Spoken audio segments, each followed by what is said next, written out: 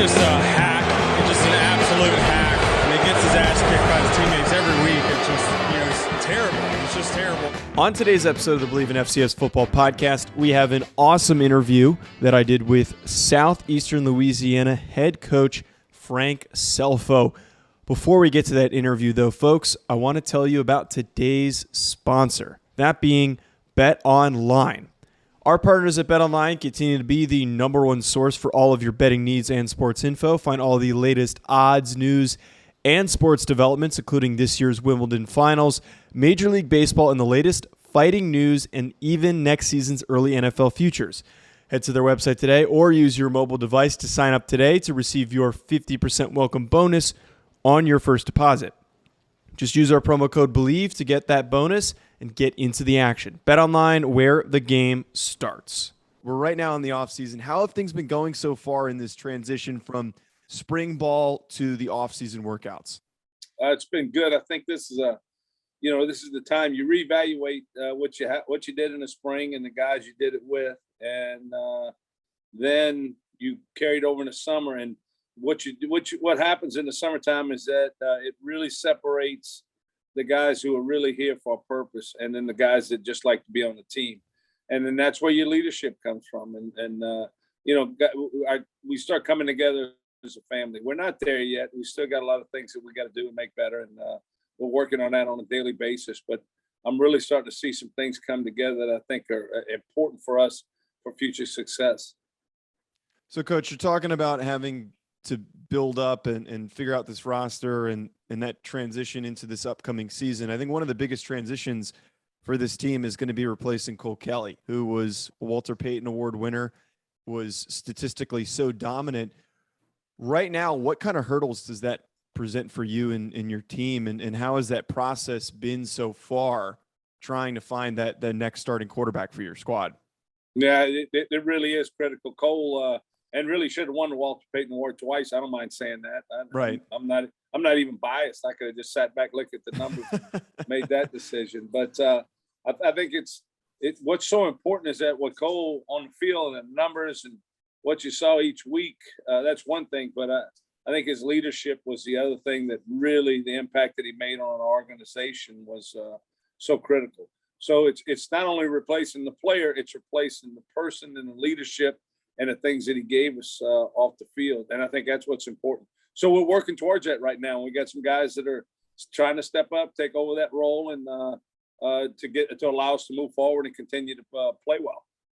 Yeah, I was one of the advocates for Cole to win the award for a second time. I was pretty surprised that he didn't. But, Coach, right now that quarterback competition, if you don't mind me asking, has there been any progress, and how many guys are maybe in the fight for that spot?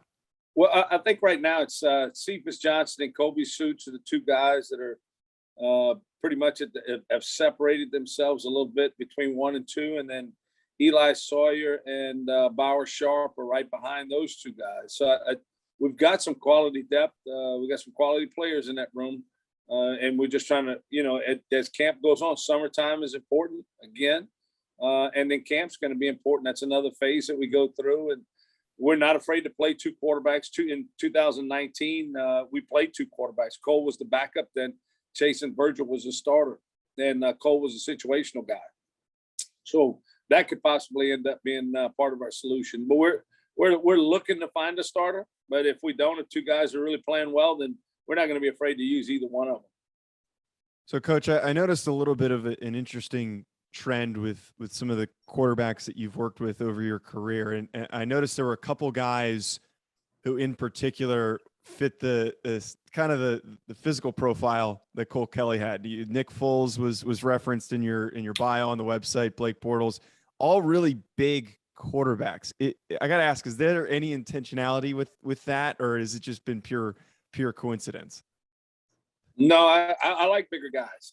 I think if you're smaller, it does have some not to say small quarterbacks can't be great. Now Russell Wilson's as good as it gets, right? And but I think bigger guys do have some advantages built in because of especially in the pass game, being able to see, vision. I think that's a key in anticipation. Some of the windows that they're able to see over instead of through the line of scrimmage. So you'd like to have taller guys, but at the end of the day, that's just one box, Joe. So it's not like you just throw it up in the air and say if he's not 6'4", we don't want him. We don't do that.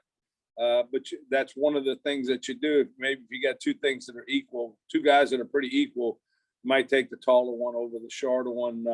If all things are equal, but there's so many things that go into being a good quarterback, and but that certainly is one of them. And if we can, we'll find a bigger one, at that position. We'll do that at just about any position, to tell you the truth, So you'd rather have a big, good guy over a small, good guy. Yeah, very unique ending up noticing that. And it's cool to hear you talk about how that's something that you intentionally look for with quarterbacks. It seems like there tends to be a little bit of a trend right now for these smaller guys like Kyler Murray, like Russell Wilson in the NFL and across some of these FCS teams as well. Coach, you did have that opportunity to make that stop with the Jacksonville Jaguars after being so many different amazing places. How has that opportunity to work with the Jaguars, especially when they were so good, how has that helped to prepare you for the role that you currently have as the head coach for Southeastern Louisiana? Well, when you get to the highest level of anything, it does help you prepare for anything else, right? And I think what the organization itself and the way that it's structured, we're doing a lot of the same things, everything from evaluation and practice and off-season programs, in-season practice schedules, things like that. And I think what it does, it lends itself because it is such a you don't have recruiting at the professional level. So what do you do with all that time that you're out on the road recruiting or bringing in recruits or evaluating? Well, you're working on ball. You're spending time doing that. So we've kind of combined those two things. Obviously, we have to recruit. We got to get good players in here. We don't have free agency, although the transfer portal is kind of lent itself to that. But what we're able to do now is that we're able to take all of the things that kind of I got from there, but then, input from my staff also, and use them on a day-to-day basis here to maximize the time that we have without spending way too much time in the office sitting around doing anything. So I think it's allowed me to streamline and organize so that our coaches can be productive without having to spend an inordinate amount of time here. You mentioned the free agency aspect of college football and how it's starting to become more and more prevalent. I'm just curious from your FCS perspective, what kind of limitations has that maybe caused or hurdles has that caused for you as a head coach? I think, probably the biggest impact that it's had on us is that FBS could transfer to FCS and be eligible immediately. So we were able to, there were some quality guys out there that were looking to just play one more year or, 2 years or something like that and be able to drop down to us and be eligible to play right off the bat.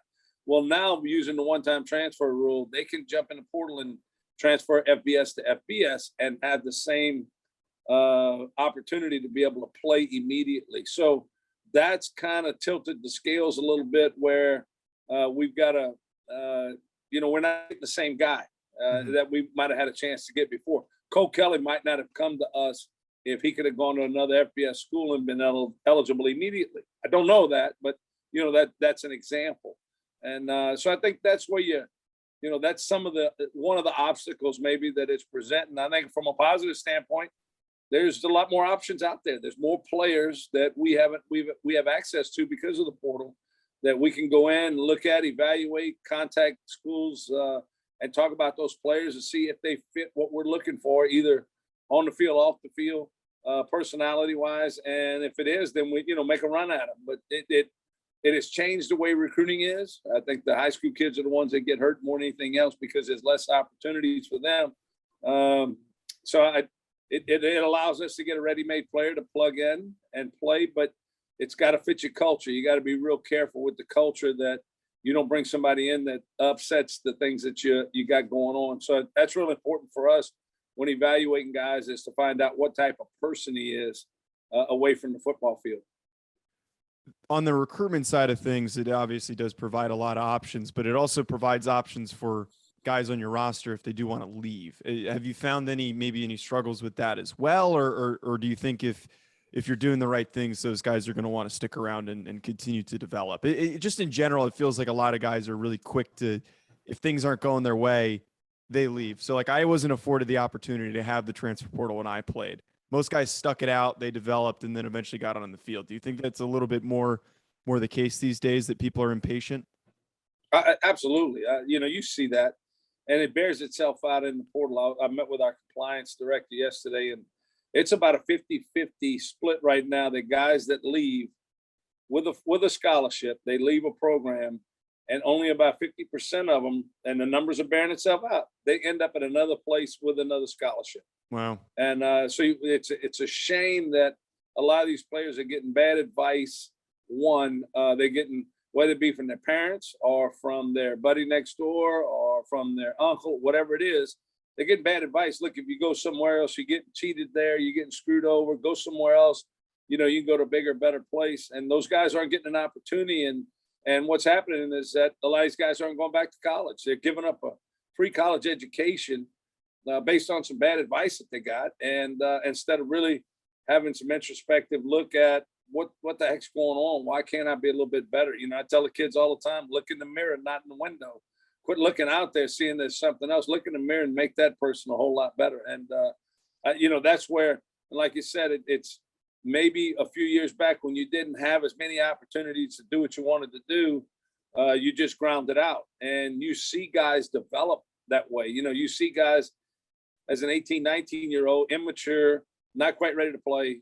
They struggle with some things, but then you see them as 20 and 21 and 22 really become great players for you because for what you said, they stuck it out and they allowed themselves to grow. When you go into another organization, there's a brand new learning curve, new coaches, new terminology, all those things. So it's not like you jump into that spot exactly where you left the last one. That's not the case. The case is that you're going to take a step backwards until you learn it. The coaches learn you, you learn the coaches. And we've been fortunate here. We don't have a lot of guys that jump in the portal. We got a couple of guys that some schools have tried to raid us on. We've had some issues with a couple of FBS schools that are coming in trying to recruit our guys. That's going to happen. It's not technically, I guess, legal for them to do that by the NCAA rules, but who knows? NCAA they don't follow their own rules half the time, so it really doesn't matter. So we had Tucker Kraft on our show feed, the South Dakota State tight end, and he kind of talked about and told us that he was offered some pretty big money by these FBS programs to leave South Dakota State, was not even in the portal. And I know that there's not really a solution to this, but I'm just curious from your eyes, and that's very disheartening as an FCS advocate to hear that that's happening at a program like SLU, that someone's trying to come in and take your players from the FBS. What do you think a potential solution can be to that, if there even is one? Well, I'm not sure there is one. Here's what you'd like to say is that there's a code of conduct in our profession, and that it's your job to recruit guys, coach them, and develop them, right, and make them a really good player. Well, it's your job to go find those guys, and if a guy does jump into the portal, then go do everything you can to get him. I mean, he's open, he's wide open, right? But if he's not in the portal, at least have the morals not to go raid somebody else's football team. I think that's where the problem lies. And head coaches say we don't do that. Well, they're lying. They know it's taking place. They know it's going on. They wink, and they say, "Don't tell me it's happening," but you know exactly that it is taking place, and those coaches know that it's taking place. And so that's what's a shame about the whole thing. If a guy's in the portal, he's open season. But if he's not, then let's stay above board. And I think as a profession, we got to handle that ourselves. NCAA is not going to. Again, they don't have any power anymore, and they really don't have. They don't have a enforcement team to take a look at all the issues that are taking place right now. And their hands are full with everything else, and they put themselves in this position. But I think as a coaching community, we have to govern ourselves and call our own selves out. And when guys cross the line like that, they need to be called out. Right. I think that it's certainly a big integrity issue, and those that argue for being able to do that, I think is pretty crazy. Like, this is supposed to be a competitive field where you shouldn't be stealing guys from rosters. You can't do that in the NFL. But Coach, I really appreciate you taking the time to hop on here today. Really appreciate your insight on a number of things. That's all we had for you. We're going to be rooting for you though this season, and looking forward to seeing how Southeastern Louisiana does. Well, I appreciate that. Thank you. And then appreciate what you're doing for FCS football, man. As much exposure that we can get, we want. And, I just think we got a really good brand of football. And I've never coached in it before I got here. And, I've learned there's some great programs around the country and some coaches that do one heck of a job coaching. And I've been at every level, and they can coach at any level and as well as anybody else. So the opportunity to go against those guys week in and week out on a national scale is exciting for me. And I love the system. I love the playoff system. It's just a good time right now. Of course. Well, thank you so much, Coach.